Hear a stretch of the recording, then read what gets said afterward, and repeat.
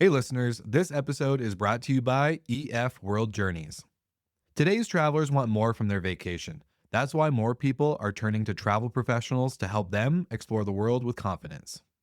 For nearly 35 years, EF World Journeys has been the go to guided experiential travel company for leisure travelers who want to learn more about people, places, and cultures around the world. Its brands EF Ultimate Break, EF Go Ahead Tours, and EF Adventures serve everyone from Gen Z to baby boomers and help tens of thousands of US and Canadian travelers every year explore 400 bucket list destinations. EF World Journeys is one of North America's biggest guided group tour companies, and its expert planned immersive itineraries focus on the big moments and little things that make travel and meeting new people so rewarding. It's experiential travel that goes deeper, where every journey builds a connection, inspires wellness, and fuels a lifelong love of learning.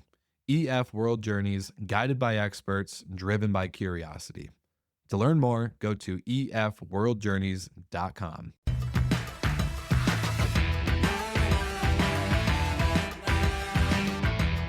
All right. Hey, folks, welcome to another episode of the Skift Travel Podcast. I am delighted and honored to have an icon of the travel industry. We're going to have a wide-ranging chat.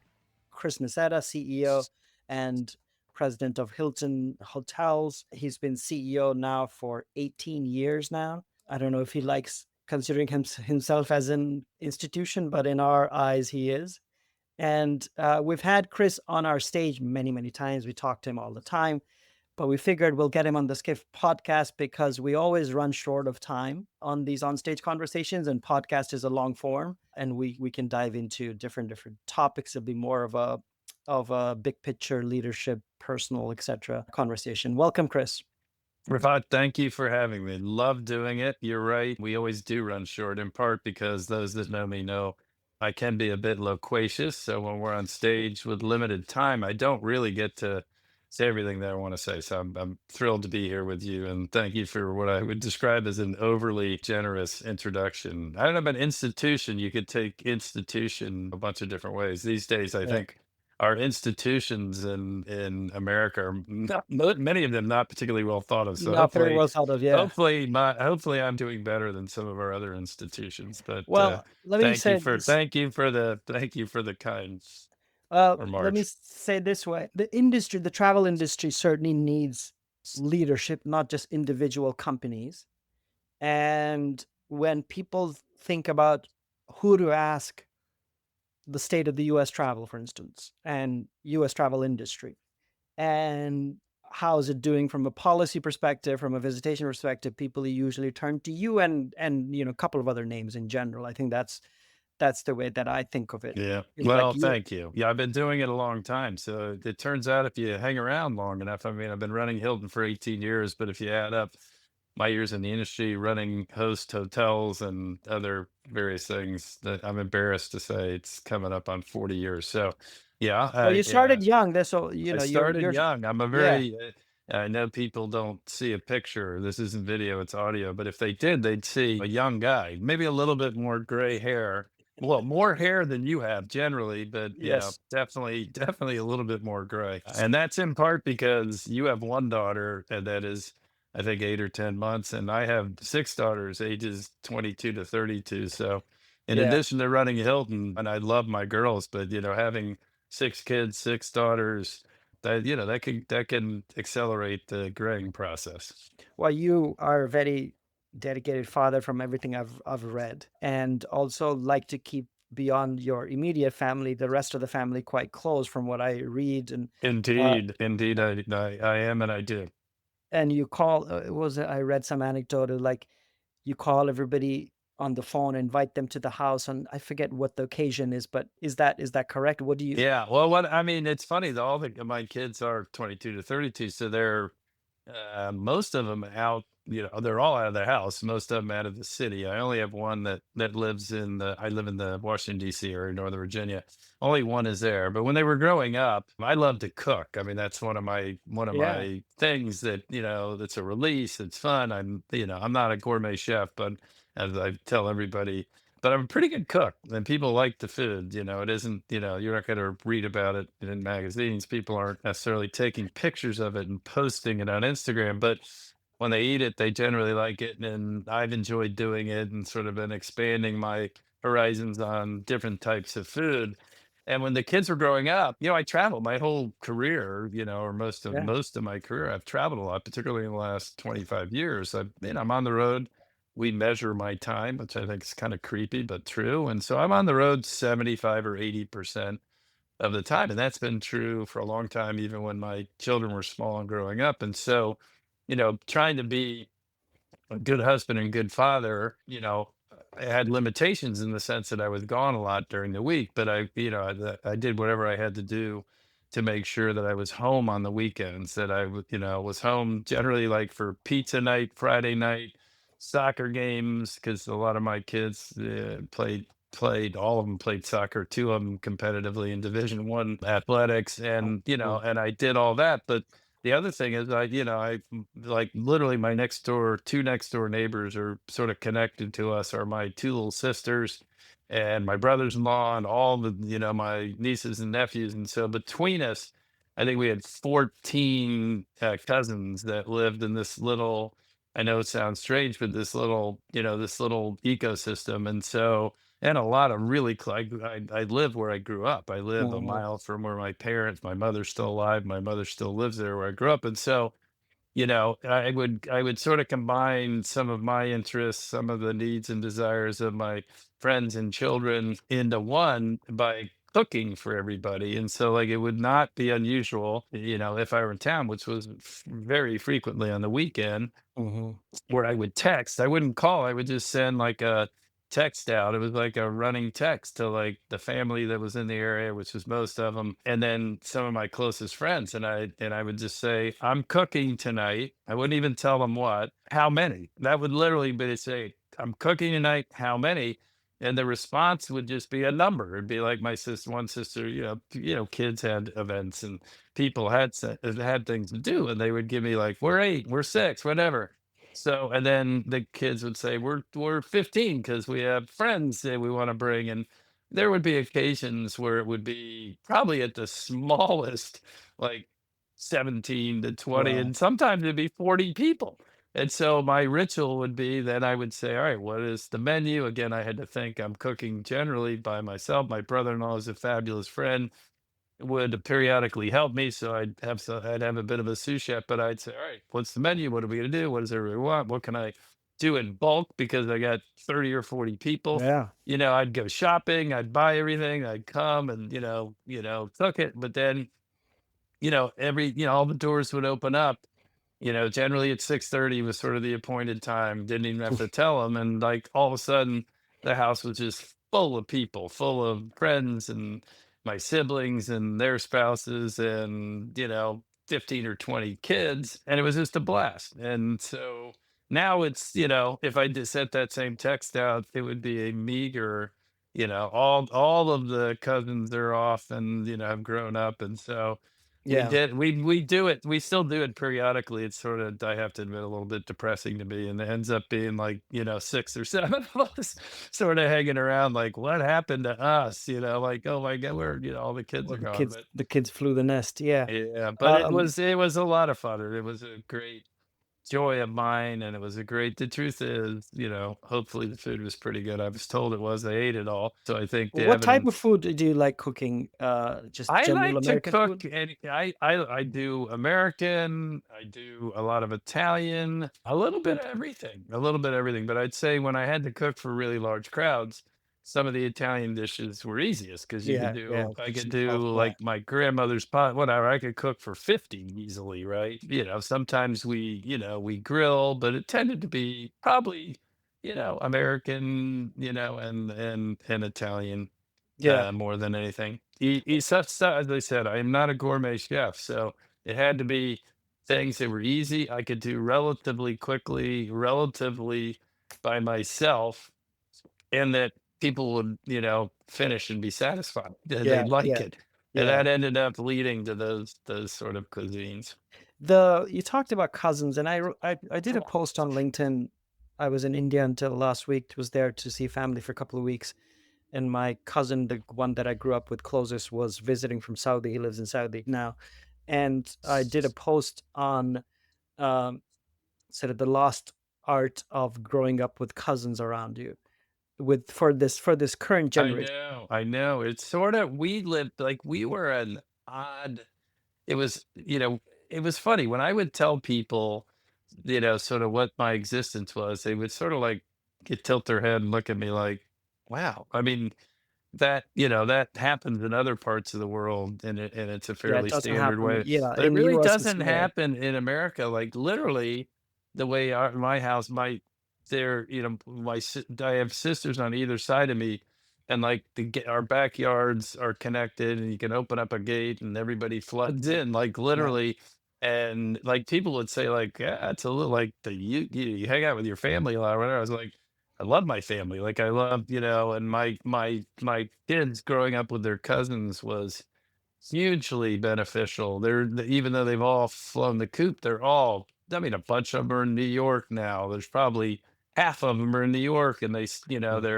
they're still close. And the fact that they had that kind of relationship with their grandparents, it wasn't just cousins, it was grandparents. Because my parents were nearby. They were a mile away. It was their aunts and uncles.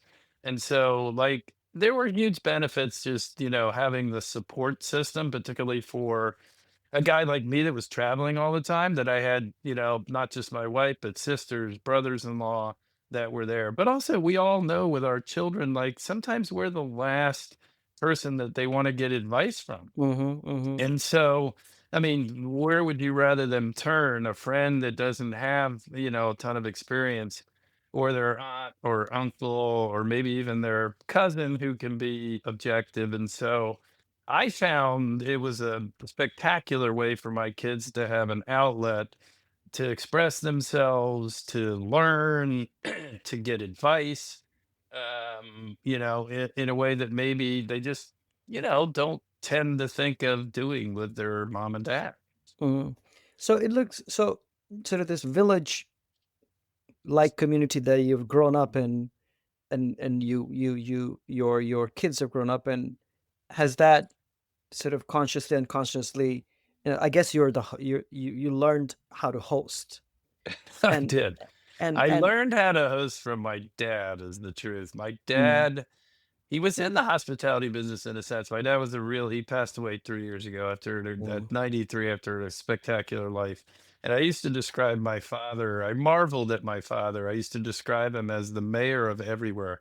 I mean, as a little kid, as a big kid, as a full grown adult, even doing this job, everywhere my dad went, he was like a magnet for people. Like he was fun, high energy, thoughtful, caring, and he just, everybody wanted to be around him. And so I grew up in an ecosystem of like, more is better. Like, my dad wanted like if five people is good, then 10 or 20, is or even even better. better. And like Yeah. and a lot of diversity, like, embracing, not just your direct family, but friends and a broader community. And so, I've had a lot of extraordinary influences in my personal life and professional life, none more than my father, just growing up, sort of watching, how he behaved, how he embraced life, how life embraced him, how he embraced people from all walks of life, how they embraced him. My dad, I said he died at 93. I gave his Mm, eulogy, which was probably the hardest thing I've ever done, and I knew it would be.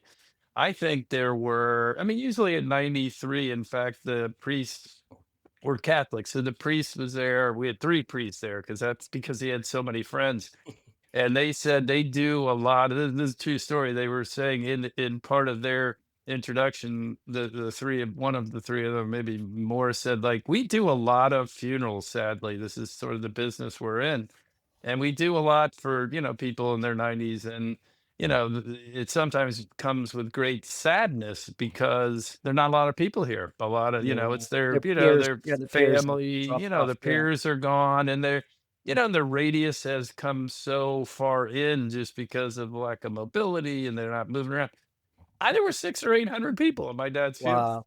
I Yeah. mean, from every walk of life, the guys that, mowed his lawn and took his trash out, or, the people he did business with, the people he knew from his gym, the people at all the restaurants that, were his haunts. Um, and so, listen, I hope that, I certainly have some of his DNA. I was brought up sort of watching and marveling at that, and the lessons I learned from that is that's a very good way to live your life. And Mhm. my dad had a long life, and nobody wants to leave this earth, but died a very happy man because of the richness of all those relationships. And so that is sort of how I approach life. Is that is a bit, thankfully I got some of that DNA from him, but also just watching it, it's like, it was joyful to watch. And so, the reality is I didn't start out as a hospitality person. Yeah. By background, I'm a finance person. I mean, Yeah. I went to, UVA McIntyre School, finance degree, numbers guy, and got out and was in finance and real estate development, and, had a private equity company. I did a bunch of things. Yeah. And then I sort of like kept like, in various ways, whether it was in the finance side or development side or private equity side, getting involved in hotels and early in my career. And it wasn't real. I'm not going to say I wasn't smart enough. It was not like conscious, but I started to realize like this is my calling. And I never really, like finally Mhm. I can look back on it and understand it. Like, but in the moment I didn't. But what it Yeah. was You what never we're do. Yeah. talking about. It was the people, it was the hospitality, it was the joy you get in like the fabric of life and the diversity of the people that I work with and partner with, and the travels, and it was really all of that that brought, sort of got me into hospitality. And that, finally I, realized that this was what I was meant to do. And obviously I've been doing it now a long time, and it will be what I do until I don't do anything. The you said private equity, and obviously, you're famously known from at least a business career as somebody who turned around Hilton hotels at a pretty dire moment. Um, the now 18 years in, how much of you is the private equity guy, and how much of you is the hospitality guy, and like what are the moments that one comes out and the other comes out? Well, I mean, different circumstances require different applications and skill sets. So I'd say, I have been, I have been building my sort of skill set, in some cases, by getting hit in the head with a 2x4 over the years, and then, some, very purposefully around being able to, be well rounded and do a number of different things reasonably well. So if I think about all of my career, obviously finance background, but understanding the development business, understanding, the people side of the business, as a leader of, at a very young age of reasonably large groups of people trying to figure out, the organizational things, being a person that can fix things. And so you talked about, the Great Recession, I think you mentioned, and then COVID, whatever. Those were big fix-it jobs.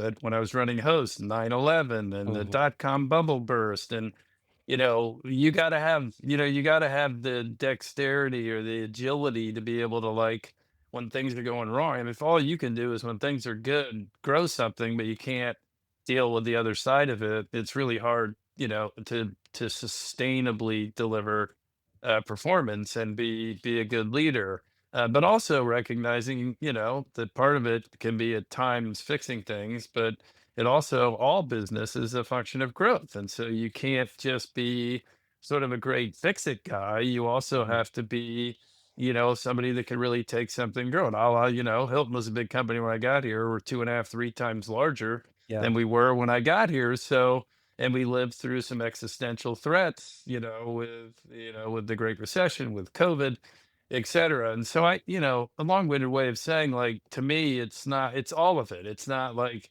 at Host when I ran Host. The Host was, Marriott split into two pieces. It was good co and bad co. By the way, they used words that I'm not going to use in your podcast to describe that are different than that, but that's the gist of it. And we took Host from Badco to Fortune 500, S&P 500, one of the America's great place to work, yada yada yada. We really, we did a fix it job, but we also grew it from a very small company to being the biggest, most dominant player in that space. Similarly at Hilton. And so I would say, like, all those fix it jobs made me a better leader. All the growth opportunities, both at Host and of course at Hilton, made me a better leader. Being a PE guy gave me a different way to filter things that helped me be both better at growth and fixing things. And being owned by private equity, Mhm. which we were for the first part, for really 8 years of my 18 here at Hilton by Blackstone, that made me a better executive. So it's a long-winded way of saying, like, it's all of it's like I view, like, as we all develop ourselves, it's sort of like Mhm. you're weaving a web of all of, trying to get, a number, being able to be very agile and, meet the market in terms of what's going on and what the needs in the moment are. And I'd say, from a leadership point of view, like, to be really successful, again, you can be successful as a leader in short sprints. I think a lot of people can, but how do like, I think about it, I've been running the company 18 years. I think the average S&P 500 is maybe six. So I'm Yeah. Yeah. 3x, No, yeah. I'm 3x the average already. I think it was six when I looked at, don't fact check me, but it's lower than you would think. Mhm. And I think, and again, I'm not trying to say I'm so special. I'm not. I'm a regular guy. It's not like PE or when I was a development guy. It's all of the above have given me, a skill set and a filtration system and agility to be able to, like, pivot and lean, and I've always sort of had the desire to want to do it. You have to be able to adapt. Like, you just, as a leader, particularly if you want to do it for a long period of time, the world changes. Think about what's going on in the world Yeah. now, It's like absolutely with this year has AI been new. and like, Yeah. how you go, like, how do you think about cost structures in an AI world? How do you think about your marketing strategies, sales strategies, your broader distribution, go to market strategies? How do you think about the customer experience in agentic AI world that's evolving at the speed of light? You have to be willing to and able to reinvent yourself. And so that's sort of like how I've trained myself, is like, no matter how much success, like, we've had incredible success. I spoke at an event for one of our largest shareholders, to who was, and I won't name it because I didn't tell him I would, but and a couple nights ago downtown DC, and they were hosting their most important clients. And the introduction, they talked about the background and, when Blackstone bought it and the fix it job. And then they said, like, and I hadn't even calculated. They said, listen, and, in the 10-year, in the 10-year analysis since they've been public, they've delivered almost a 19% compounded annual return Hmm. against, the S&P 500. That is, I forget the number, but a lot lower than that. And so the way we've been able to, deliver the growth and, cash flow and, ultimately deliver the returns has been reinvention as a leader and as a team, to realize that what gets you from A to B is almost never what is going to get you from B to C. So I'm Yeah. going to thank my mother for this. I talked a lot about my father, who I Yeah.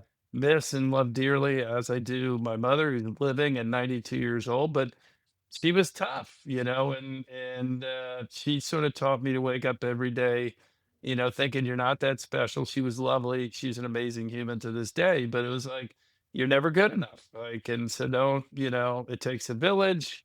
You've been fortunate, but, you need to wake up every day an underdog. And so I do. I wake up, I drive my team crazy. You could ask them, because I wake up every day and I'm not like, I do, celebrate our successes, and we've had plenty, but I really can't stop myself from thinking about what the next leg up is. Like, what is it that we're not doing as well as I'd like? Where in the world? What brands? What segments? Innovation, technology.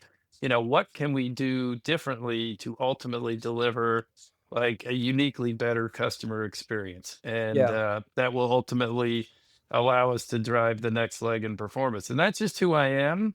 Again, it's not for everybody, and sometimes it drives my team crazy, including this morning. I was driving them crazy, I know, but it's worked for me, and that is Well, clearly because, you've lasted 18 years, so you're doing something right. The one question I have, so one of the things that when I came into the travel industry, 13 years ago when we started Skift, I didn't know the industry before that. One of the things that struck me, and I haven't been fully able to put my finger on, and maybe you can, when you talk about growth in the hotel industry from a business perspective,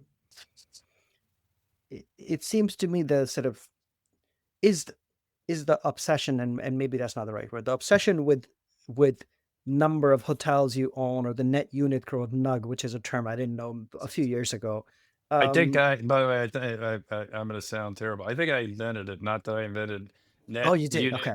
not that I invented net unit or gross, but I think I was the first one to put it together Put it together. Okay. and call and make it an acronym. And we did it when we were going public because I'll tell you why. But we sort of created the acronym for reasons. Keep going. I'll answer the question. Yeah. I'll tell Well, you I why. mean, the question in terms of how you signal to the market, both investors as well as the business community, it's very much focused on how many new hotels. Do you find that growth metric satisfying? Like, is that the only way to measure growth? No, no.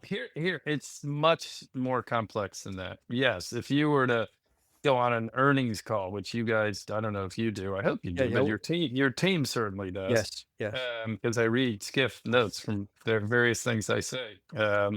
And you guys do generally a very good job of covering it.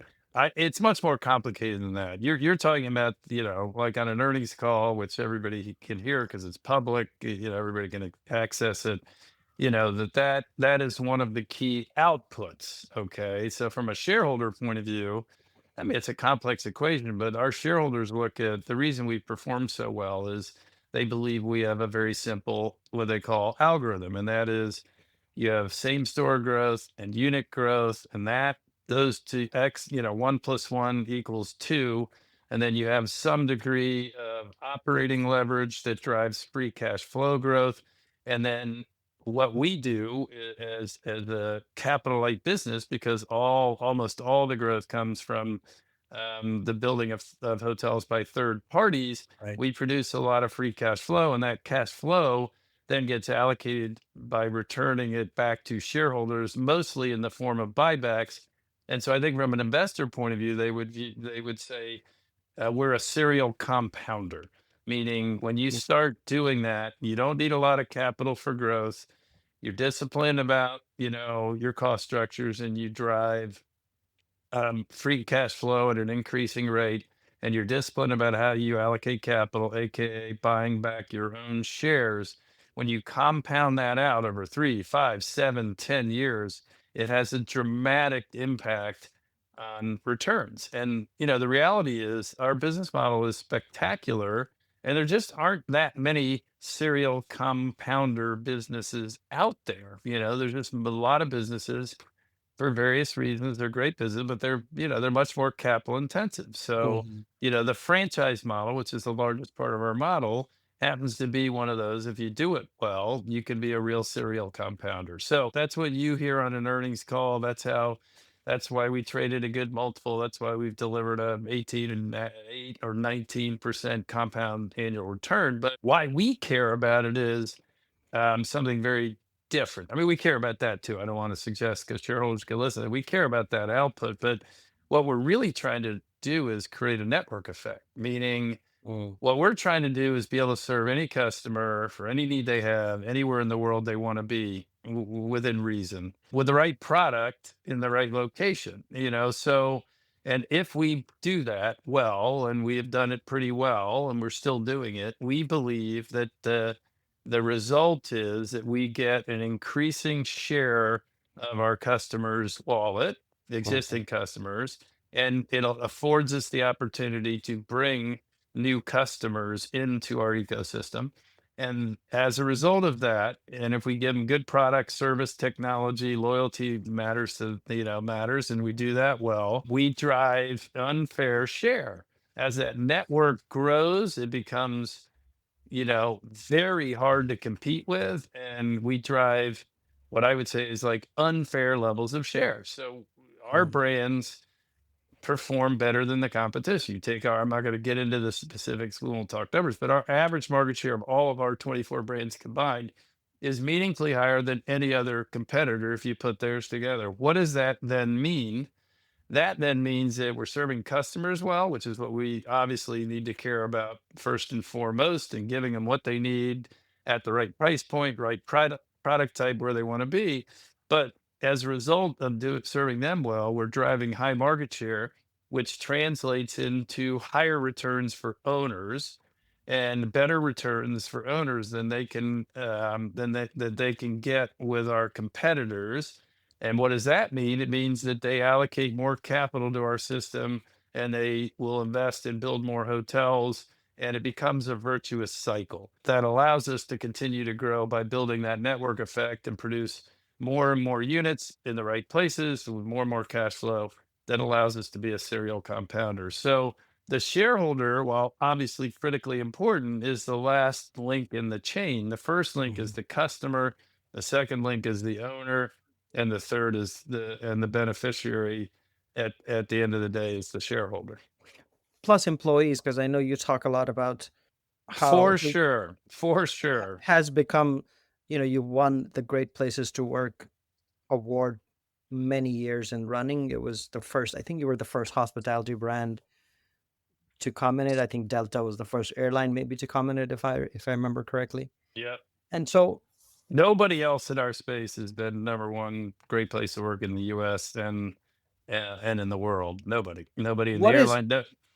So, and you're right. So I left that link out intentionally because I knew we were going to talk about culture. But if you think about, the other beneficiary, there are two other really important beneficiaries in that ecosystem. And for expediency, I skipped them, and I probably shouldn't. One is, I'll finish with our employees, our communities. So the more we grow and the more people we have, the more opportunities there are for employment and the more benefits there are to the supply chain. I mean, every hotel is an essential part of every little community or big community that it's in. So, they are, the more we grow, the more we build network effect, our communities are huge beneficiaries. And the most important in the end of all of our beneficiaries, because they make it all happen, are our team members. And our team members are benefiting because it's more opportunity. It's more opportunity to bring more team members on as we grow. Every time we open a hotel, we need more team members. And every time we open a hotel, it's an opportunity for upward mobility for our teams, because you need a general manager, a head of sales, you need the whole suite of people to do it. And so it creates a very dynamic ecosystem opportunity for our team members. I kid our teams all the time. I said, "What would you all do when I do a leadership talk? What would you all do if I had sent the memo out and said, we just decided growth is, we've been doing a lot of that. We're not going to do it anymore. We're not going to grow anymore. What would you guys do?" And I sort of like, they all laughed. It's like, yeah, well, we'd get our resume ready. We'd start looking somewhere else because we all, everybody wants upward mobility. And so, it gives us, extraordinary opportunities to create a dynamic environment for learning, growth, and opportunity for our team members. so there's the culture at your headquarters, as in the corporate office, and then there's a culture at each of the hotels around, I don't know how many countries, 100 plus, whatever number of 100 140. countries. Each of them, very likely, each hotel has its own subculture, if you will. So is it okay? Like, is the million subcultures, and then there's a corporate culture? How do you sort of think about the difference between those? It's really complicated is the short answer. And so I would say when I got here 18 years ago, we, we were a company that had invented the business as you know it. Most of what, was Yeah. everybody, all of us take for granted. Hilton was the tip of the spear and the pioneer that figured out a long, long time ago. But to be truthful, we had gone through a period of decades where, because we split the company apart, international US, and had just put it back together, and they really were very different companies. As well as, we just, I think culturally had not, sort of been as focused as maybe we had been in our early days. We did not have what I would say is a terrific culture, and certainly not a hyper connected culture. There was very much a corporate culture that was one thing. Mhm. I'll believe not the best in my opinion, but of course I'm going to say that. But I think objectively it wasn't. And then there was a very different sort of culture in the hotels, not just a subculture by hotel, which of course you're going to have because these are living, breathing beings. Right. These hotels with people that live in them and work. They're open 24/7. It's the difference in our business than a lot of other businesses. Like It's you open open a hotel, it's 24/7. open Yeah. forever, and Yeah. forever, Yeah. every holiday, every weekend, forever. Yeah. I It's mean, very, yeah. People occasionally, don't understand that. Yeah. hotels get torn down. Maybe after 34, but maybe listen, most hotels last 100 years, right? So they never close. And so it is definitely, there is a micro culture in every hotel, and that I'll come back to that. Well, I'll say it, that is generally, going to emanate from the leader of the hotel, just like the culture of a company is not defined by its leader, but it's certainly the tone is set by its leader more so in a hotel because it's a smaller environment. It is very much dictated by the tone of the general manager and the most senior people there, but really the general manager. But when I got here, I would say honestly we were really disconnected. Is the first thing I observed as I traveled around the world was like we had had a corporate culture, which honestly I said I didn't love. I probably shouldn't, but I will. I didn't love it. And then individual hotels had, some of them had great cultures because they had great leaders. Some of them had okay cultures, but the one thing that was consistent, they were totally disconnected, from the enterprise. Like Mhm. they weren't like in their own minds like part of Hilton. And so while it's been hard, it took many years. Frankly, the thing I am most proud of is that we connected those dots. So we worked really hard to rebuild our corporate culture. We worked really hard to connect it to the front line of our business and leaders. We worked really hard on making sure we had the right, leaders in these hotels that understood that connectivity is really important. And when you think about getting great place to work in the US, the world, and I don't know, we're number one in like 26 different countries. I may get that wrong, but many, many countries around the world. That's because well, we're not perfect and like everything. I wake up every day thinking I told you that we could be better, and there's lots of things I want to do with our culture, but we really did connect the dots in a way where everybody feels like they're part of the same thing. Okay. And that has been why if you talk to Michael Bush, who runs Great Place to Work, I hate to call him out and he'll get mad at me, but like he would say, like when we were getting number ones and all that, the most astounding thing was how we connected the cultures, meaning that the front line folks in the hotels around the world who drive it, because that's the bulk of our population, Right. It's the they people on the really front line. did feel like they were part of something special, something bigger than themselves, and it was a one big enterprise. Now, they still felt good about their hotel and they had allegiances to their hotel. But he said to me many times, like the most astounding thing about our ascendancy was that connectivity, which made me very proud because And that's what the what was the one thing that you did that changed that sort of enabled that connectivity between your employees and the we corporate office? yeah, this is gonna sound like to some people like it gets talked about too much. It was finding our North Star. Happens to be true. Our founder founded the company 106 years ago on a founding principle, which he called, we're here to fill the earth with the light and warmth of hospitality. When you Mhm. read what he meant by that contemporaneously, he meant we can make the world a little bit better place because we are going to provide safe, comfortable places for people to sleep, eat, whatever, in communities all over the world. He was the first person that took the show on the road and took, a hotel company overseas because he said, I want to be in Istanbul and Abuja and, Riyadh and Tokyo, and when nobody had really done that, because he really felt like there was an opportunity to create greater cultural awareness and better understanding as between cultures if people had a means to travel. And of course, this was, when the jet age, he was doing this just when the jet age was getting going. And so he was smart enough to figure out, like, if you have that strategy and there's no way for people to get there, it's not going to really work. But now there's a, Pan Am and, TWA and these airlines, now people get around the world, and he was right on the tip of the spear doing that. And so I would just say, like, that was what propelled people in this business for decades and decades, thinking like we're special, what we do matters, the work I do matters, even if it's I'm cleaning a room or I'm working in a kitchen or I'm the engineer. Like, yeah, I have some of my job is hard or whatever, but if I do my job well, I'm part of this bigger thing that is allowing hundreds of millions of people to move around and giving them us, safe quarters and giving them the things they need to be comfortable and safe and, have these different experiences. And I think, honestly, a lot has gone into our becoming the number one great place to work.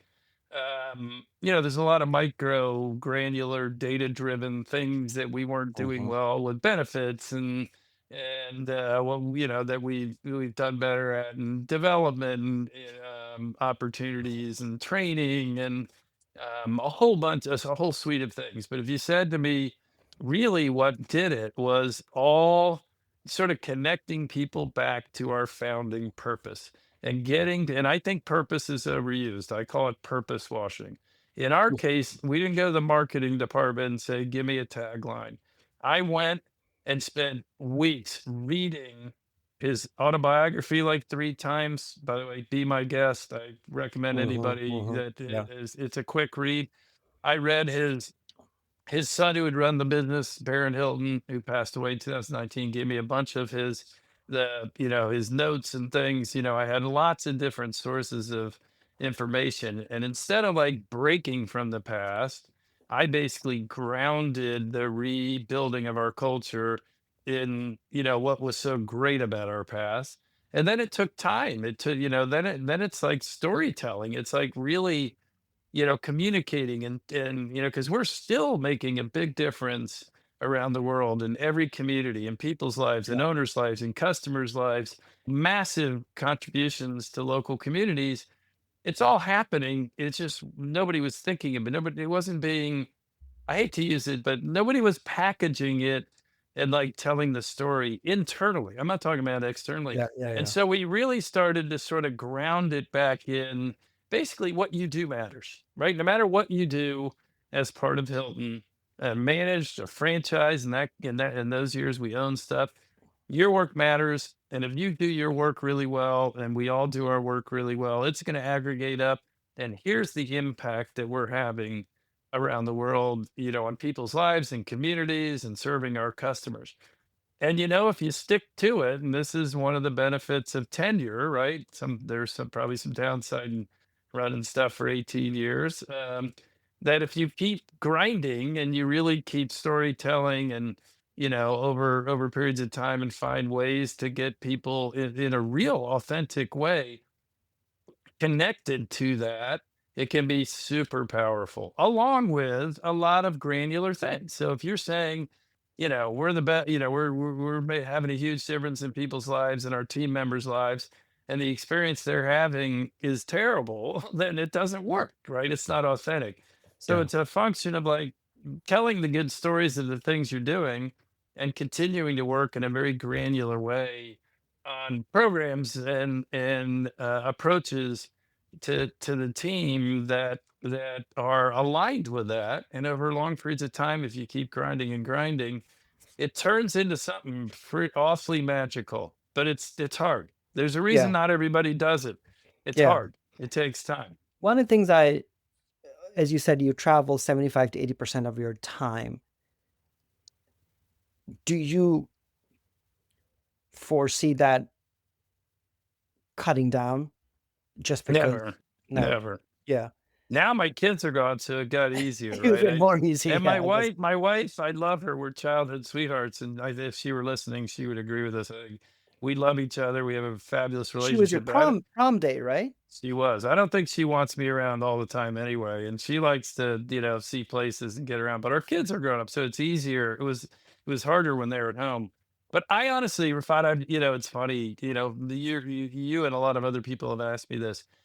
I don't think you can do my job without it. And like honestly, if I wanted to really cut back, I would say it would be time for me to do something different than this.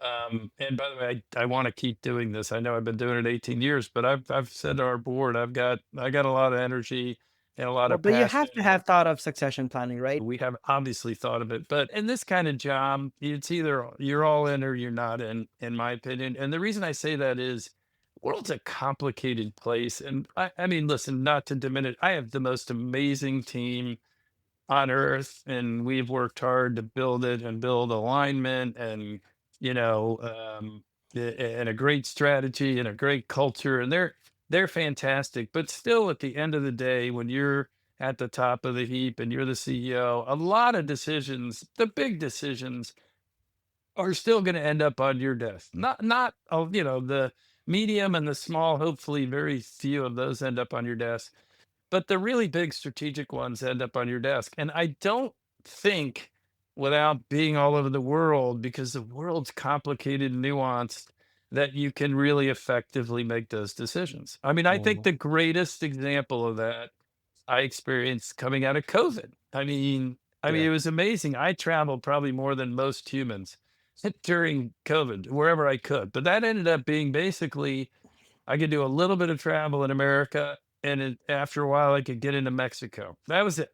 Couldn't go anywhere else. Couldn't Yeah. get to China for 3 Yeah. years. Yeah. Yeah. And then when I could start getting out, and I did, and I started get meeting with our partners and our teams and our owners and my lead, I realized like, wow, like even though we were talking all the time and I have gobs of data, like all the nuance that you get by being out there and like interacting with people at all levels of our company, with all your partners and owners and people in the community and government, you really don't have the appreciation you need, I think, to be the kind of leader that I want to be. So I think you absolutely got it. You got it. You got to do it. I don't think there is. I mean, listen, is there a 5% or whatever? But I think it's a 70 to 80% like world that I think I live in, and at the moment, I love it. And, Yeah. I'm young enough. I know I'm aged a little. I've been doing this a long time, but I've got a lot of energy and I love it. Succession, you asked, is hugely important. And the older I get, I'm not old, but I'm in my early Yeah. 60s. When I started here, I was in my early 40s Yeah. or mid 40s. Which is very You young. think Yeah. you Yeah.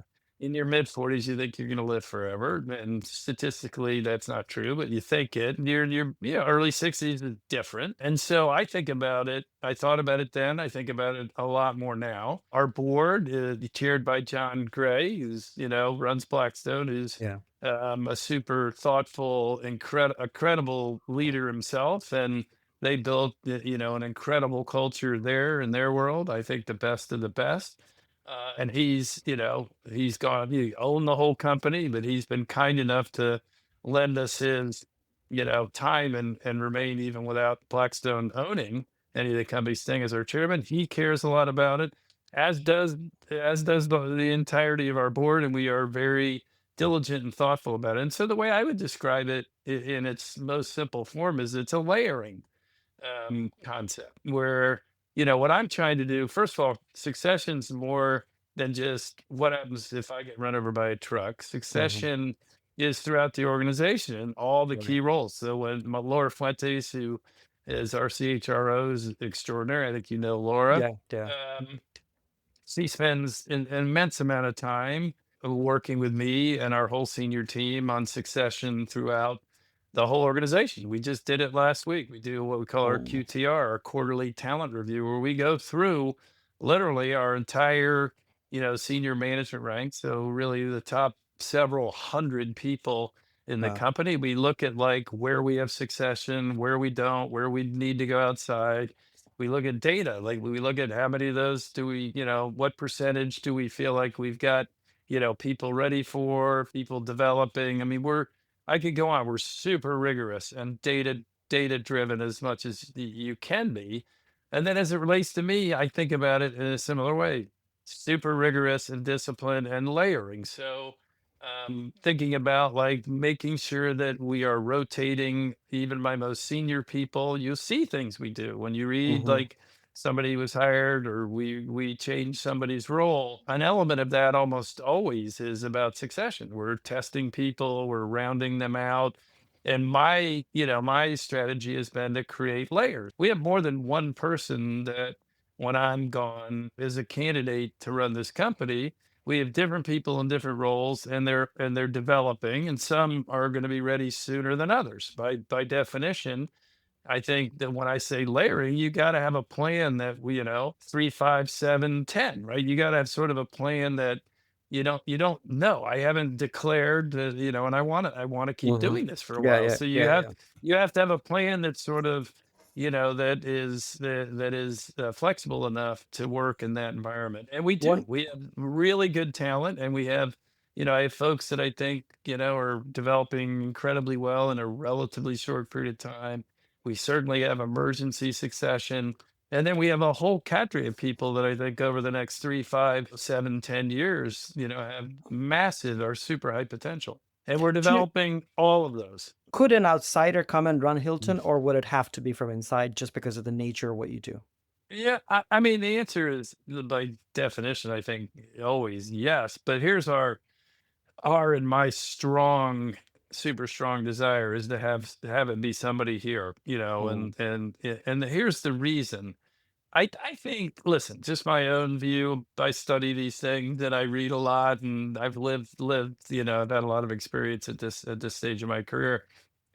I think when you have a company, and I'm not suggesting in any way, shape, or form we're perfect in any of the things we do, but we're reasonably good. We have a good strategy. We have a really really good culture. I mean, I think that's hard to debate. I think we're executing the strategy well. Are there things we want to do better, faster, different? Sure, we're working on those, but we're generally, we have decent momentum to good momentum and we're performing, I think, reasonably well. And so in that environment, you would not want to disrupt that, right? You would Mhm. not like, you would be better off saying, because by definition, you bring somebody new at the highest levels, you're going to change all that stuff. Yeah. Everybody new at that level will have a different view on strategy, a different view on culture, because they will. And so you are going to, by definition, put a bit of a stick in the spokes. Now, long term, it could be great, but I would say, when, as a risk manager and as a very large shareholder of the company today and after, I would say that is not a risk should take. Like Mhm. you should build a succession plan so you don't have to take that. However, there are cases, and you see, I'm not going to pick on companies, you see them out there. Mhm. There are definitely cases where you have companies that aren't doing as well, or they really do need to evolve or transform because of what's happening with technology or the demands of their customers, or the whole business model is sort of being challenged.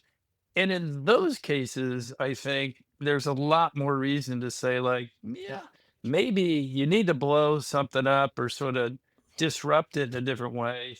And getting somebody with a totally fresh outside perspective could really work. And so that's not the circumstance we're in. By the way, I was an outsider 18 years ago. Yeah. Yeah. Whether right, John Gray's view was we need to disrupt Hilton and we need to do things wildly differently. Yeah. In And that so case, this we needed somebody to sort of do the turnaround, and outside. In your case, correct. it's already working and running and functioning well. So Correct. So yeah. we did it. I mean, we brought it out. So we brought me. I was an outsider. Now I'm an insider, but we're in a very different place. So again, not perfect, but we're in a pretty good place. And I view one of my most important responsibilities, the most important responsibility is that when I do decide it's my time and I hand it off, it's seamless.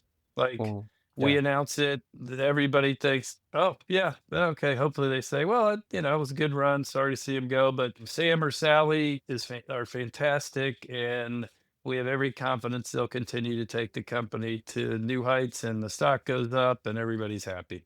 That's what I want. Okay, I want to finish with the state of our country because you and I are both Oh God, I'm out of time. I'm out of time. As I said at the start of the podcast, you are somebody who people turn to understand sort of the state of U.S. travel, the policy, etc. You're in Washington. You're connected in the political circles, or at least um, the leaders uh, consult you when they think of policy. And so we're sitting here in the fall of 2025. The brand of USA, not to say brand USA, brand of USA is not the best it could be. A lot of your business depends on brand of USA being good, not just because you have business in the US, but because you're an American company in different parts of the world, and because you care as a human being, as an American I did. Yeah, I did. who grew up here. How do we get out of this quagmire? So let me, some people that are listening are going to agree with me and some are going to disagree. When you have an opinion by definition, not everybody's going to agree with you. But in my whole attitude, there is a lot of noise in the system. I live in Washington, Yeah. as we pointed out. I'm not here that often because I travel so much, but I live here. And there's no question that it's as noisy, if not more noisy than it's ever been. But my whole, sort of philosophical view on life, personal, professional, and the like, is like steady hand on the wheel. Like, don't freak out, don't jerk the wheel. Like, there's all sorts of stuff coming at you all the time. And the best way to sort of figure out the path forward is lift way up, you know, lift up above the noise and try and be objective. I think that's very hard in the current environment because the political system in America is so venomous right now on both sides. And so I think it's easy to get sort of caught up in the whirlwind of like, you gotta hate this or you gotta love this. So that's what I say to you. I'm sort of a flaming moderate, and my job in any event is to rise above the noise in running Hilton and be objective. And so here's what I'd say with that lead in. I would say we're clearly, you saw it, like you see it real time in the data. You see it, you heard it when we report and everybody else reported second quarter. The economy is reasonably good and resilient. GDP print got, sort of updated to 3.4. Jobs numbers obviously are going the other way, but broadly, you'd say that the economy, given the tariff issues and everything else going on, has been pretty resilient. But what I would say to you is, it is, but it's not evenly resilient. Okay, what's really happening is the high end. So the high end consumer is doing much, much better. I say the rich are still rich. I mean, around Liberation Day, maybe they felt a little less rich for a while, but the markets are, I don't know what they're doing Yeah, today. they're I've doing been really well. busy, Yeah. but they've been near or above all time highs. So people that own financial assets, hard assets, they've done really well, not just now, but over the last bunch of years. And so you see that in the numbers. You see like the luxury, the high end business doing really well. But at the same time, what you see is the middle, upper middle, and lower middle not doing so well. Why? Because they've been squeezed for 5 years, right? They've had wage growth, but real wage growth has been negative. And that's because while they've had wage growth, everything they need to do to live, rent, A lot more expensive. gas prices, energy, food, go to the all the normal things that normal people need to do to live, have gone up more. And so, coming out of COVID, the government just pumped so much money in the system, it sort of clouded it a bit because you had every consumer had more money, but that's sort of been burned off, and now it's sort of like back to normal. And you have a middle class, the middle of the market that's saying like, I don't feel so good. Like Yeah. I'm not, I don't, and so they're acting accordingly. Now that doesn't mean the businesses terrible. It just means, the middle of the middle market business is sort of like, I would say, flat to, really modestly down. And that's what's going on. And then you have the things that you're suggesting, inbound international down. It's a relatively small part of the business. Government business, by the way, Yeah. down. Yeah. Also a small part of the business, but the Doge thing's real and government travel is meaningfully down. And so all those things, I think, sort of put you in a place where there's a lot of uncertainty and you haven't, the trade stuff is still sort of playing out. There's a lot of uncertainty. People are, a little bit, on edge, and it's showing up in results, and the like. But at the moment, but okay, I underline but. Hmm. My view in the next 2 or 3 years, again, lifting up above it all, is very positive. You're not gonna be surprised. I'm positive. I'm an optimistic Yeah. guy Generally, by right. Yeah. nature, but I Yeah. actually think this is really hard to debate. So why am I optimistic? Okay. Number one, inflation is coming down and will continue to come down, right? Because the housing component is the largest component of it. It's on a lag and it's coming down. Structurally, inflation's coming down. Interest rates are going to come down. I can't tell you how much. They're coming down, right? So, that's good. Tax policy is fixed and known for the next 3, 4, or 5 years because the bill got done. Companies, businesses, individuals, they sort of know where they stand. Hmm. And that uncertainty is gone. You're in one of the biggest deregulatory environments in modern history. Hmm. That means financial services, manufacturing, energy, and everything else. Right. And so think about just financial services, more money, lower capital requirements, more money that needs to be put out, lower interest rates. Those are all really good things. And then you have a productivity boom that's coming, right? And there are going to be Yeah. consequences of it that we need to deal with, but you can't go through any time in history that I'm aware of where you have massive productivity booms that aren't good for broader economic growth. There's displacement, there are things you need to do, but it's good. And that's going to be driven by technology and particularly the AI complex. On top of all of that, and most importantly for our business, you have a huge investment boom that is forming up. And what are the components of that? One, the $1.6 trillion that of core infrastructure that got approved under Biden, in the Biden administration, very little of that's been spent. That's coming. Hmm. Chips Act, I think it was Yeah. 7 or 800 billion. Brilliant. Yeah. Very little of that has been spent. You have the tech companies, vying for their existence by investing in the AI complex. Data That's probably. centers and stuff like that. Do you And build? I then, mean, yeah, I've then you been well, here. let me finish. Then you data centers, the energy complex around it. Even if half of that gets, a quarter of that gets done, that is a huge investment cycle in a lower, lighter regulatory environment with more money at lower cost in the system. In the next 2 or 3 years, it just has to mean good things for our business. The other thing that I'm really happy to say is I think it means good things for our society and the broader economy, meaning this bifurcated, sort of situation that we've had where the rich are doing better and the middle class, that's not sustainable. So Hmm. in the world that I just described, if I'm right, I think I will be, but time will tell. It will drive broader economic uptick in growth. It'll drive uptick in growth, but it'll be much broader because all of those things, the investment, the data centers and chip factories and core infrastructure and all of that is the middle, right? Yeah. That has to mean that you have much broader based recovery and hopefully you're finally getting to a place where you have middle class real wage growth. And that gives the middle class, which is the biggest piece of our business and the entire hospitality business, more disposable income to do what they want to do, which is to travel and have experiences. Their desire to do those things hasn't diminished. It's Yeah. just That's for their sure. Yeah. their capacity to do it has.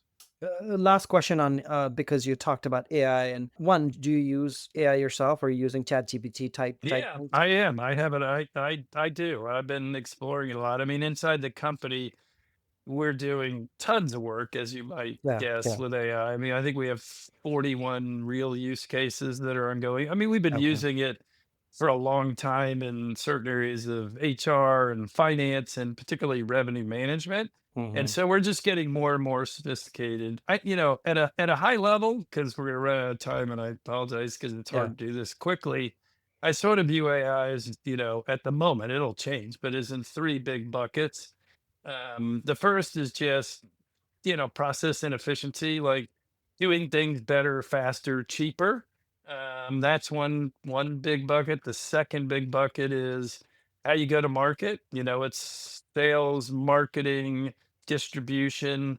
There's both defense and offense, like making Mm-hmm. sure you show up in a new world order, but also taking advantage of the new world order to be more thoughtful, more precise, with all the data that you can use and the agents you can build.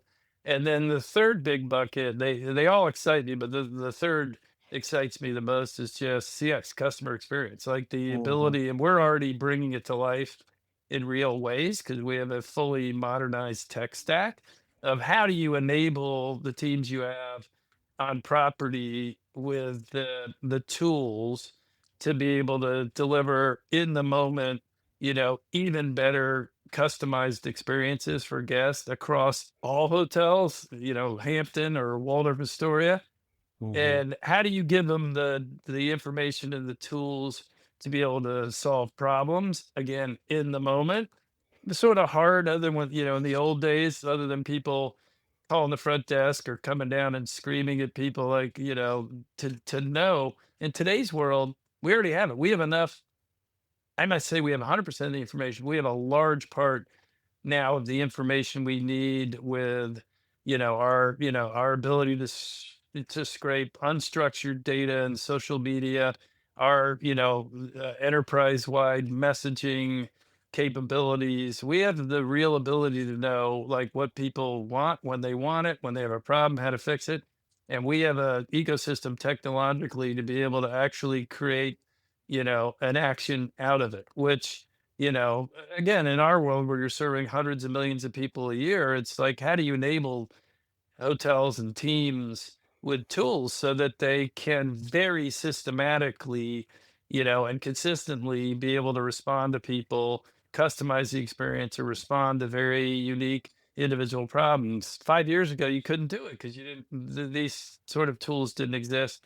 Today they do. And so we are super excited about and I'm of the belief we could revolutionize how we customize on property experience. Let me last question, but one word answer.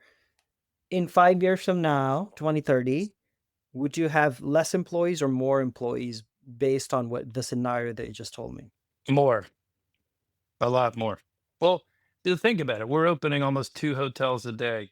And while there will inevitably be some efficiencies that get garnered over time, the real idea is to, like, have those people then, that don't do the route nice things, focus more on the bespoke elements of the job. And so I think it's sort of like what people are doing. I mean, I would guess there are going to be efficiencies, but then but a lot of it'll be repurposing. And then the other part, when you're opening that many hotels, they take people. Like, Yeah, there they is need no people. world. We're a business of people serving people. There is no world I see in my lifetime, and I hope it's long from here, where like the bots aren't running.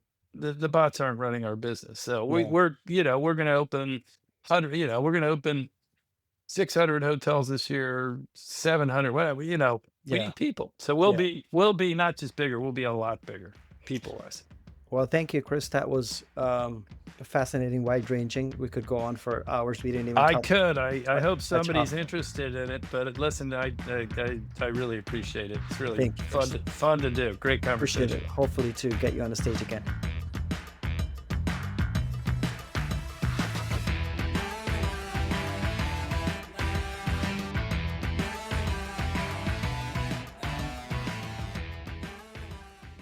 Hey listeners, this episode is brought to you by EF World Journeys. Today's travelers want more from their vacation. That's why more people are turning to travel professionals to help them explore the world with confidence.